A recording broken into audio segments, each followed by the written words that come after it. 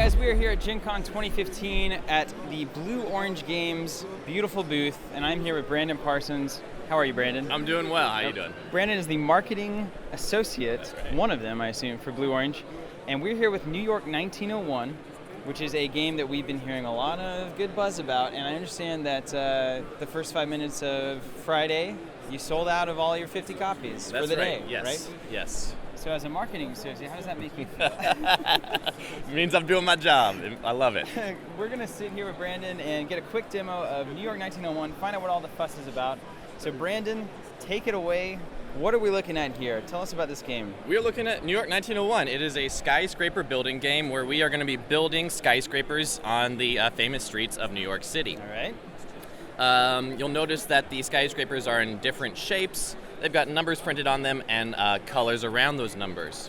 So in this game, we are going to be acquiring territory cards that will give us access to the map. So on your turn, you can take one of the territory cards and place it on top of your character card just to keep track of it here. And then you're going to place your little meeple worker on a territory of the same color and same size. So this is a red territory, and it is a size 3 as opposed to a size 2.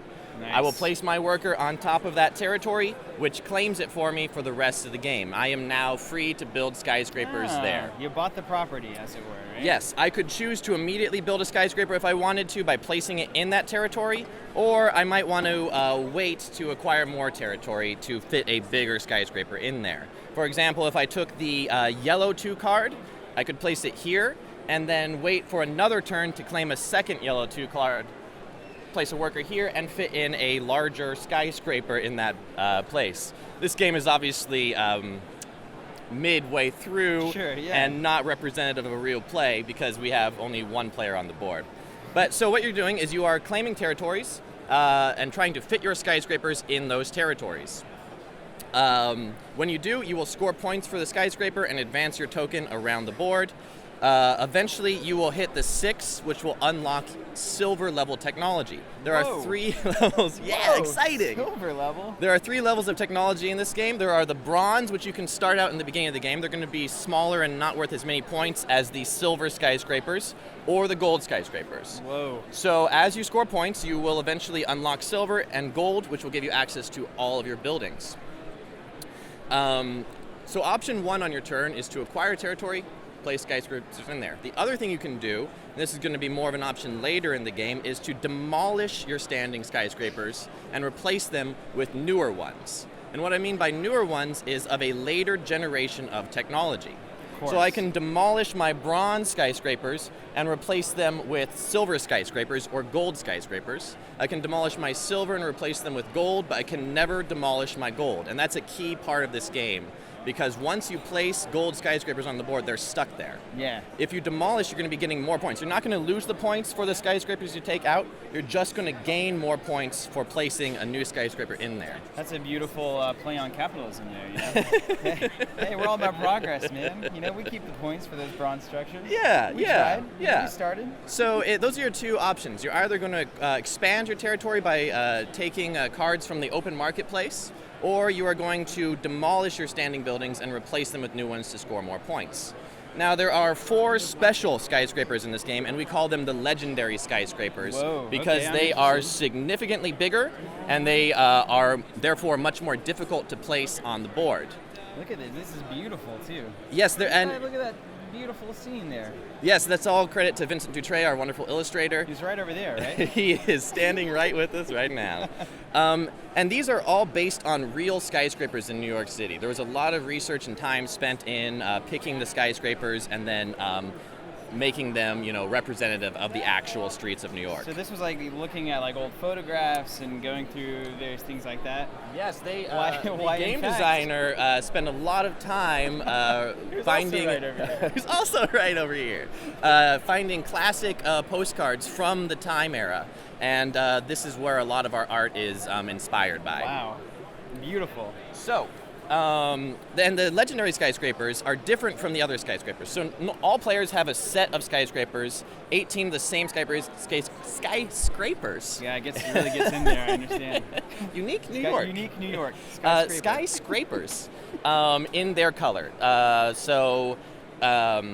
This board only has the colors for one player setup, but in the actual game we would have up to 3 more colors, Beautiful. one for each player. So the legendary skyscrapers are shared in common between all players. They are first come, first serve. So that's another big part of this game, is racing to be the first player to claim a legendary, because only one player is going to get it, and you only get one of them. When you place your legendary skyscraper, it follows all the rules for a normal gold skyscraper, meaning you have to have unlocked the technology. You can demolish silver or bronze and replace it with a legendary. And when you add it to the board, you're going to place your king token on top of it to signify that it's yours. You only have one king token, which means you can only build one legendary skyscraper. Okay.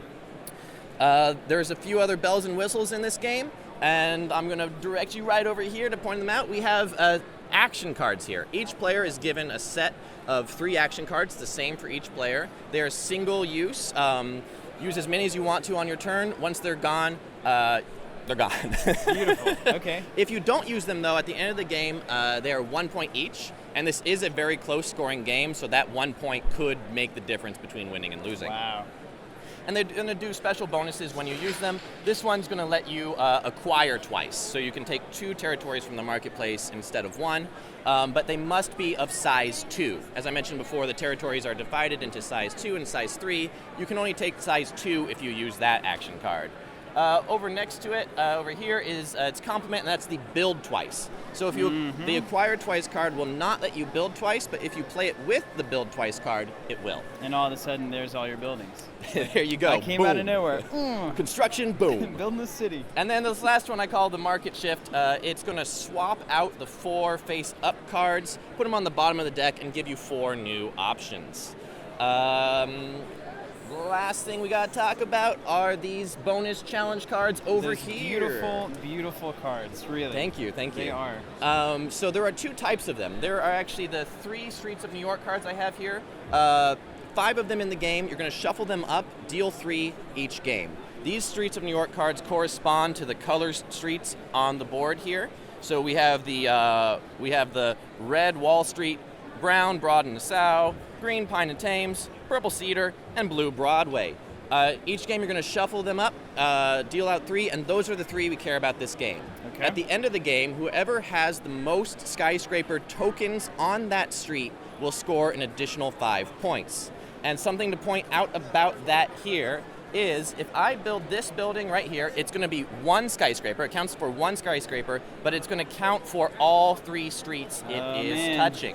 Got to get those corners. Yes, so it's very much strategic placement will help in this game.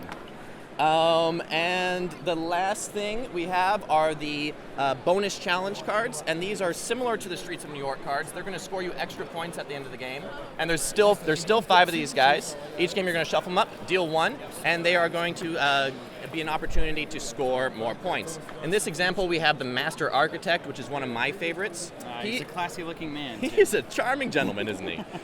So what he does is he's going to award you for having your irregularly shaped skyscrapers on the board. So he likes the style. Yeah, he likes to mix it up. He's got a flair to it. So what I mean by irregularly shaped skyscrapers are the non-rectangular ones like this one here.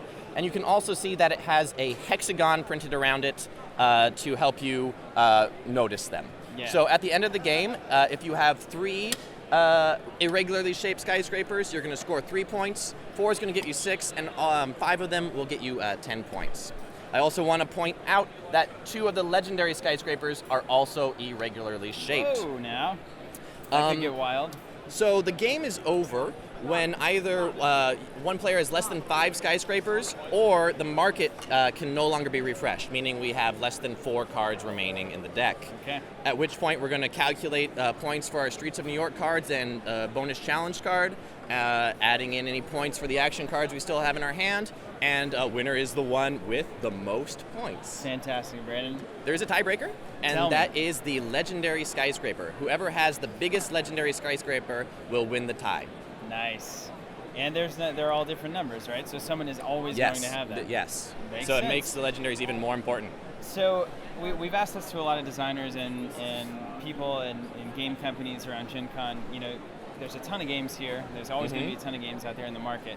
What is it about New York 1901 that you can say to people, this is the reason it's this game that you should buy, not all those others? Well, or in addition to. Sure, in addition to. Yeah, This is really what yeah. we know how it works. It's in addition to. So, what I would say is the sort of the simplicity of the rules, so people are going to understand how to play right away. Right. We are a family game company, so we want kids and adults and grandparents understanding right away, but it's still depth of options and ways to win. Yeah. So replay value is huge with this game. We have the 5 Streets of New York cards. They're going to shuffle up, change each game. We have the 5 bonus challenge cards. Those are going to change each game. But the basic rules are really simple. You just either expand your territory or you demolish and replace. But then there's a lot of different routes to winning. The streets of New York, you got to be aware of them. You got to be thinking ahead. So there's a lot going on in your brain. It's engaging for kids and adults, and it just feels familiar in a way that's really positive. Excellent, Vander. Well, hey, thank you so much for taking the Of time. course. My pleasure. This is New York 1901, Blue Orange Games. Check it out, guys. Looks phenomenal. And we got more from the con, so stay tuned.